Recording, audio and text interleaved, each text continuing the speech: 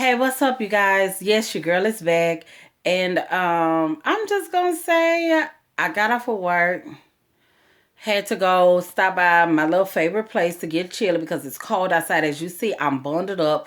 Had to button my pants so I can get real comfortable for you all with this review. And yes, you can tell I'm a little excited about this one because it's my first one from WAGS. I've never done a WAGS review, and this is Atlanta. So yeah, really, really cool.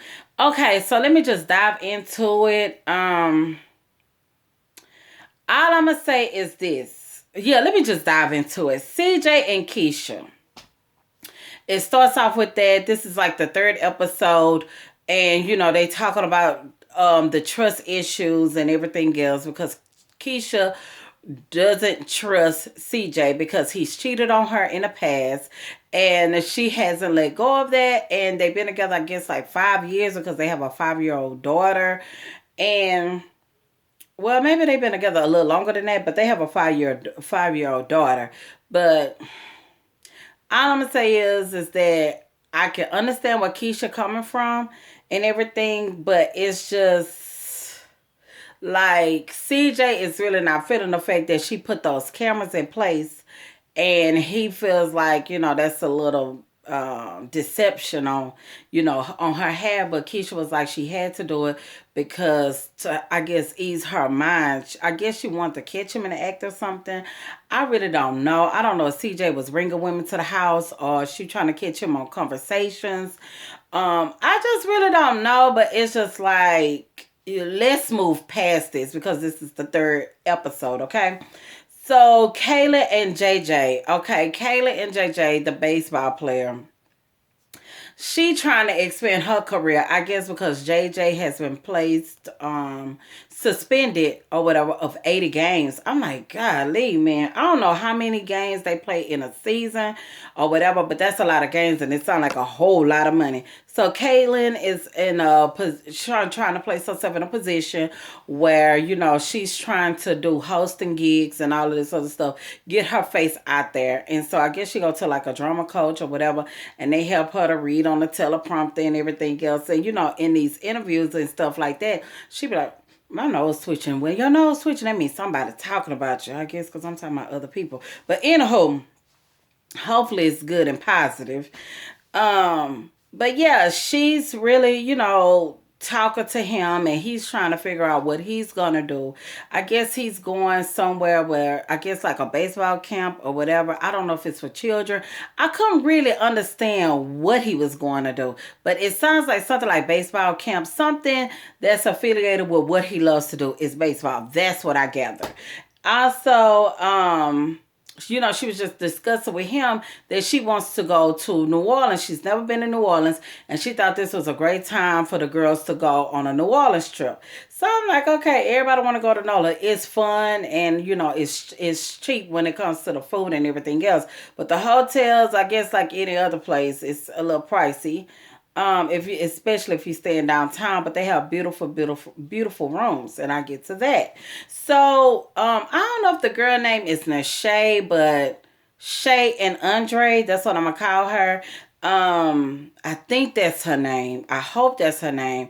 But they go house hunting and everything, and from what we see is that they're just showing us one house. So they probably looked at multiple houses or whatever.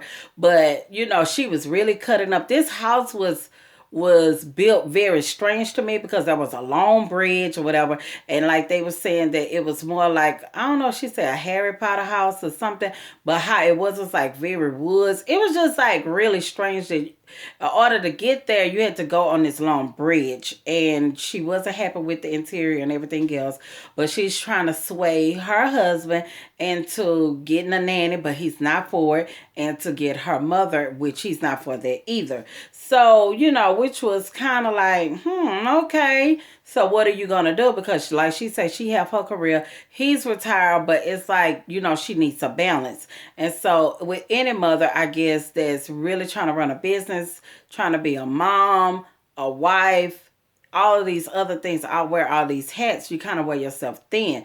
So I can completely understand that on that part, but I get back to her.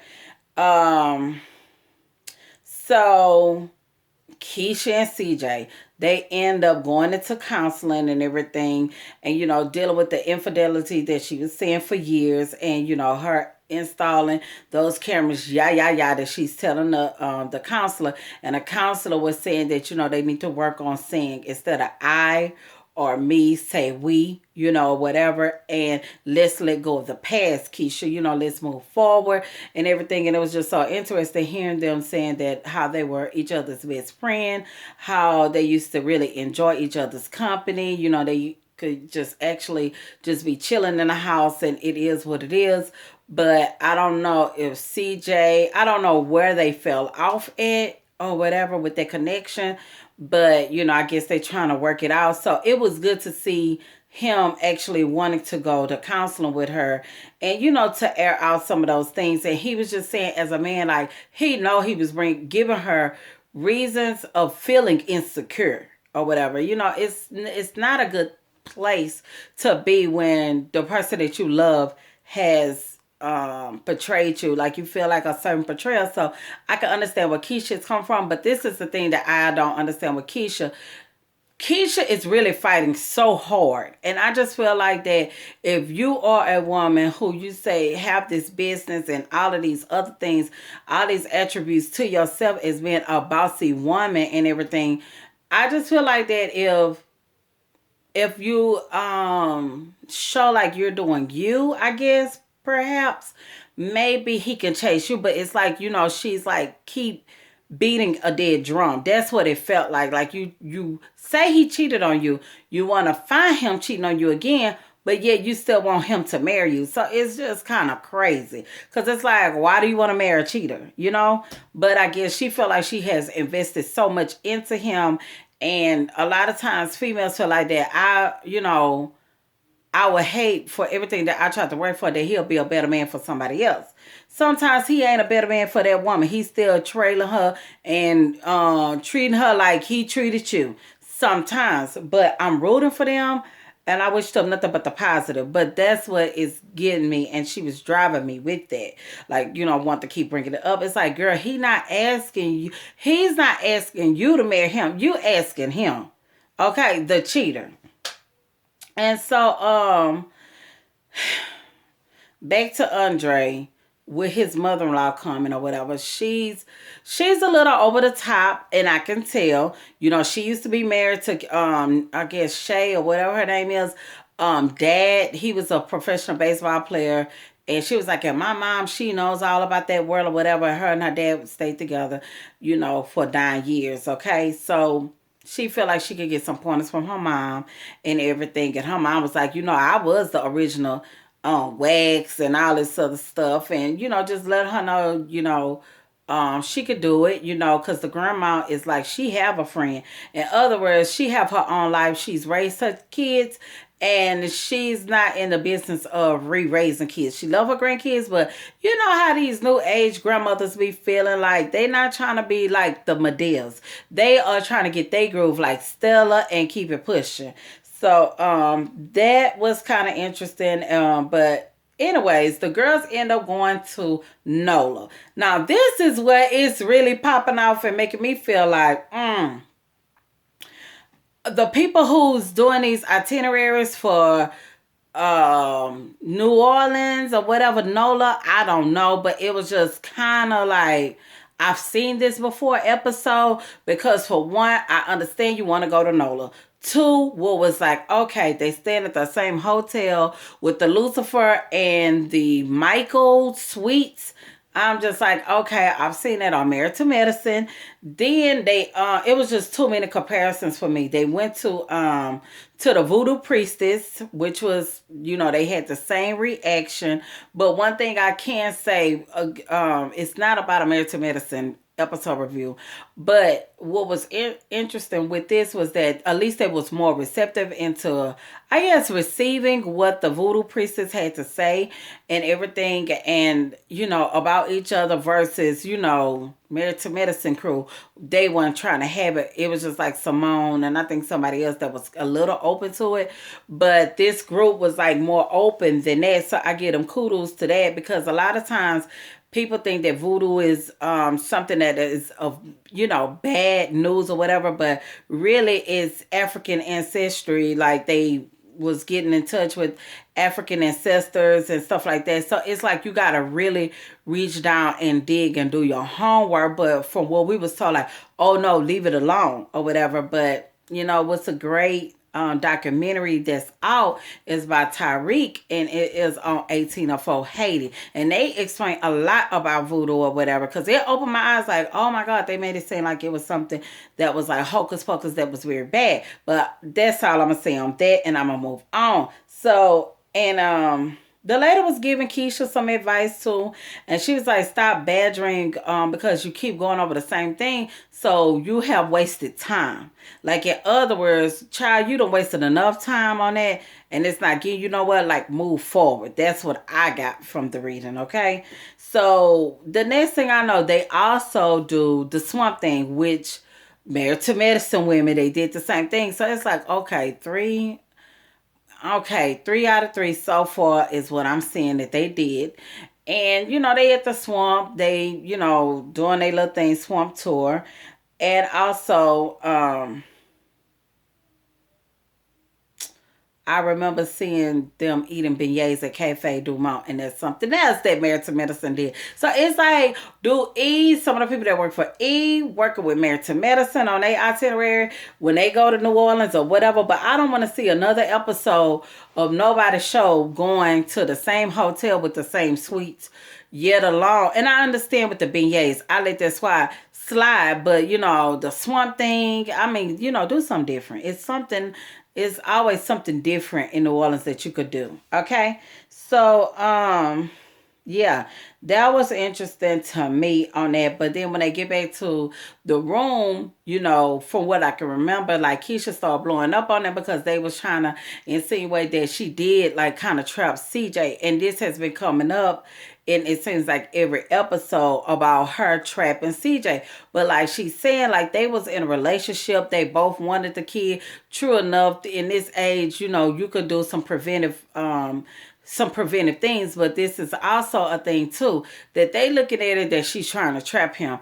But the thing is that what it shows is that Keisha really love him. Like let's just take it back. Okay, her boyfriend, okay, who he is, he's a retired football player. Seems like he do very well for himself. She's in love. And this is what my grandmother always told me. A woman don't have a baby by a man unless she want to. And in this case, Keisha wanted to, and she's grown. So it's like, why they all in her business and trying to beat her over the head?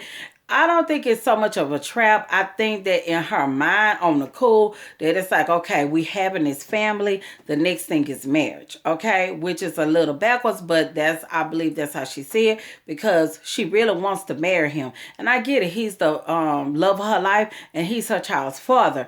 And they have a unit already. All she needs is the legal paperwork behind it, which I'm kind of wondering, why is it taking 5 years, So to each his own on that. And what else? Because I'm looking at my notes on it. They finally found a nanny. Andre and Shay, I think that's her name. I hope that's that lady name. But they end up finding a nanny. The lady telling them, she has 30 years experience. She has twin grandkids or whatever. And even though Andre wasn't really for it, but he got on the board with it. And, it kind of helps balance it out for them to get other things that they trying to get done. And, they get the headache out for them, I guess, with the kids. Kids have a lot of energy, especially when they're that age or whatever. And you trying to run a business, trying to do other things and trying to create a balance. So if you had the money to get somebody in that could support you and your family, then I feel like by all means do so. That way you could be more productive and leave your children with a legacy, okay? So,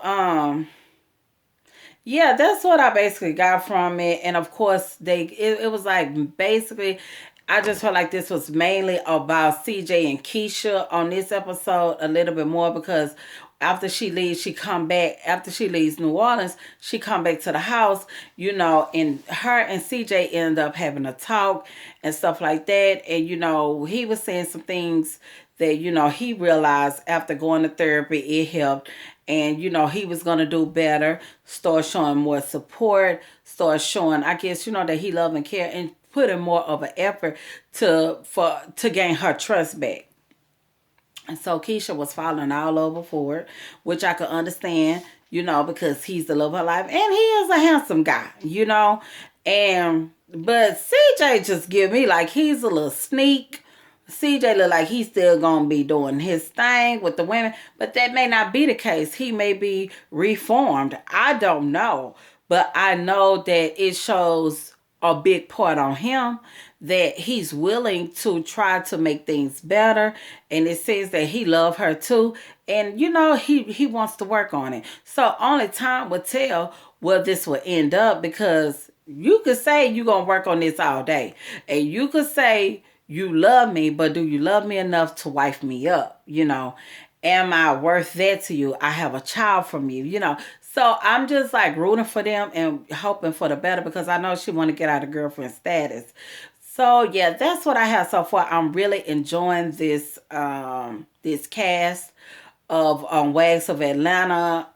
It's growing on me, because like I say, I understand like when you in your first episode, it's like you trying to get to know the people and everything else. The second one's like, okay, I see it. Third, it's like, okay, now I can do a review on it. So let me know your thoughts. Do you all watch the show or not?